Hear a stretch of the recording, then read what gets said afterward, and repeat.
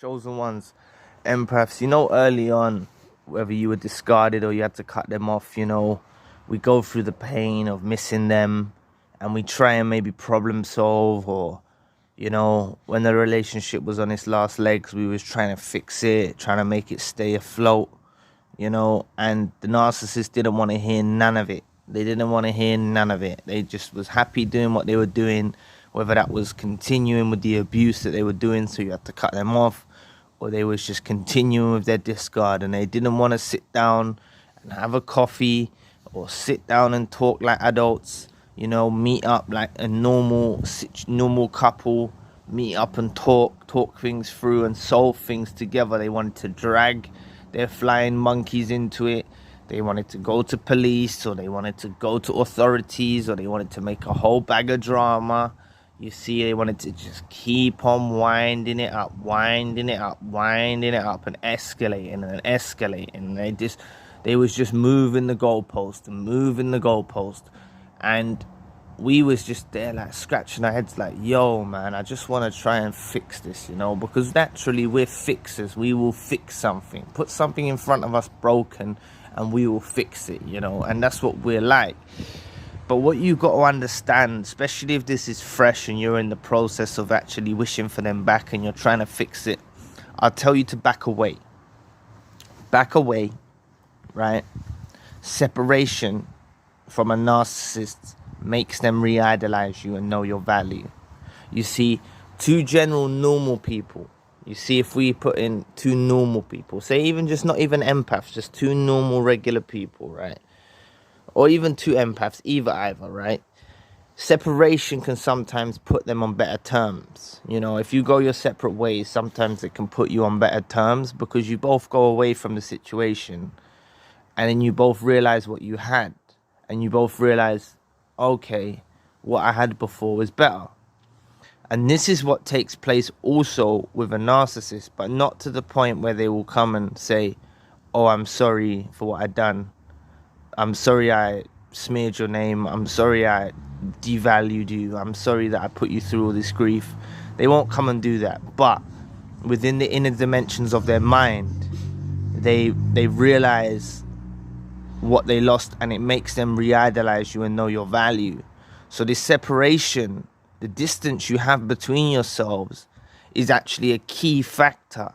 And it's very important for you to let the universe and God do its magic, right? Because this separation brings them to an understanding and makes them realize what they have indeed lost, right? It makes them re-idolize you. You become the golden X. You become the one that no one can match to. You become the one that no one can equate to. No matter who they run into in their lives, no matter no matter what new supplier they have, you will always be the chosen one and the empath that, actually is their one and only for them. They will never find a companion to the level of you. They just won't ever find it. It's just inevitable. They're never gonna find someone as loyal, loving, and kind as we were to them. They're just not gonna. They run into toxic people. This is what a lot of you mistake. You always think that the new person they're with, the new supplier, is a victim. No, the new supplier can be just as toxic as they are. The new supplier was raised in a different way than the narcissist was. They don't see eye to eye. Or perhaps they both had dysfunctional childhoods. I don't believe that it was a dysfunctional childhood that caused them to be narcissistic. I believe they were chosen by the devil to be narcissistic. And that's what whether you want to call them fallen angels, the followers of the fallen angels, or whatever you want to call them, but they're the followers of the devil, they're the followers of the evil ones, the evildoers. That's what they are. And two evildoers in a room sitting on a sofa together trying to draw supply from each other is like trying to draw blood from a stone. And neither of them have the supply to give to one another. Neither of them have the love or courtesy or empathy to give to one another. And we were the ones that made the whole relationship functionable. We were the ones that made the whole relationship actually be able to carry on.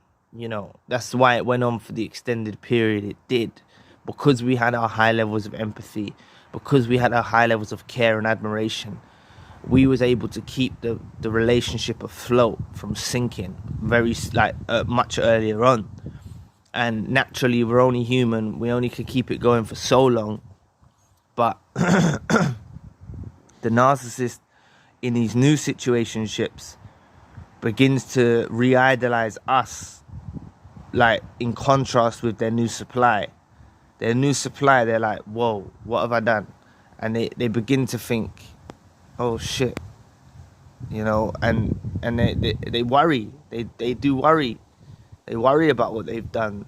They cover up their mistakes, you know. But a lot of them, as I made in the video you might want to check out yesterday about the narcissist burns a bridge, but they don't know how to get back across it. Something like that. I called the title. They don't know how to get back to us, because they know that because they put us through this pain, we've evolved. We've spiritually evolved. We're completely different people to who we was when we was with the narcissist. The narcissist is a completely different person anyway, because they only showed us a face. They showed us a mask, right? But they don't know the way to use their abilities that they have, whether it's manipulation, devaluation, smear campaigns, any form of toxicity. They don't know which bit of toxicity to use to draw us back in, to reel us back in. And they often can't reel us back in, because we've seen through the facade. We've seen through the mask. Please press the like and the subscribe button. Help your brother out. It'll take 2 seconds of your time. Thank you. But we've seen through it. So we become this figure in their life that they idolize. You know, they often do.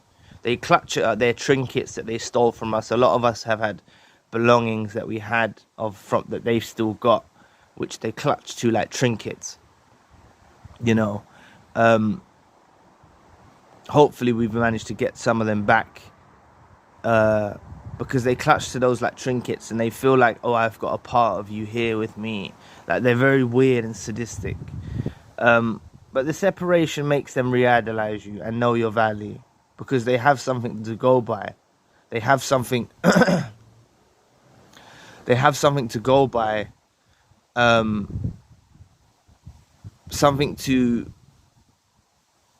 weigh them up against, weigh their new supply up against, right? And the new supply does not match us in any way, shape, or form, right? And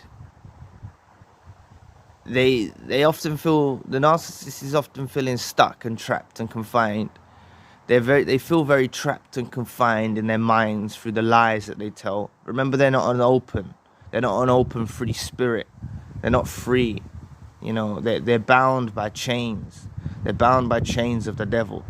They're bound by these deceptions that they've done in their life. You know, they don't, you know, to walk down a certain route in life, they have to really anticipate what's going to happen, because of how many people they've done over, how many people they've messed up, you see. So it's not a free wandering world like it is to us, Chosen One Empath, how we just freely will walk and speak to anybody.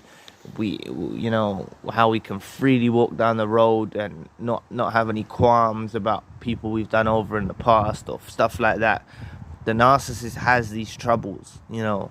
They've got memories. The mind is a memory bank, and they've got memories of all of the souls that they've collected. And even though they don't hold our souls no longer, they still clutch at holding that part of us that they once did have, you know. And oftentimes that part that they do have, we're no longer like that. We've evolved. We've become a different person. We've spiritually evolved. We've got the spirit of discernment in us now, where we see through the red flags, we see through the bullshit, we see through the games, we see through the toxicity, and we don't give in to that side anymore, you know. So they can clutch at that old former self that we once was, but we're not that anymore. And the narcissist re-idolizes us for everything that we provided for them, for everything that we've done for them. They re-idolize us, and they know our value. So let them go. let them go. Make sure you let them go, because letting them go is the key component for them to re-idolize you and know your value. Trust me. By letting them go, it is the key component for them to re-idolize you. And with this re-idolization, they give grief to the new supply. They give grief to their even newer suppliers. They give grief to their flying monkeys, because the flying monkeys were part of the reason why there was a separation between ourselves too. And they give grief to the flying monkeys. They're in bits. Basically, they're in bits. You know, too many people think the narcissists have got themselves well put together. They're well put together. No. They're not. They're not. They're broken. They're broken. Trust me, they're broken. They were broken from when we met them. You know, they were broken from when we met them. They're deranged, weird, dusty weirdo. You know what I'm saying? They're dusty. And let them re-idolize us all they want and know our value all they want. Because as long as we utilize that door slam, bolt and weld shut and never let them back in our lives, we've got our safe space and we've got a place of solitude and sanctuary that we can keep away from them. So anyway, thank you for watching today. Please press the like and the subscribe button. If you would like to donate to the channel, you can find a link in the description box. And if you would like a one-to-one session with myself, you can also find a link in the description box. Currently, I have the secondary channel, the spiritual channel. If you want to check that out, the link is also in the description box. So anyway, I'll be back with another video soon. Peace.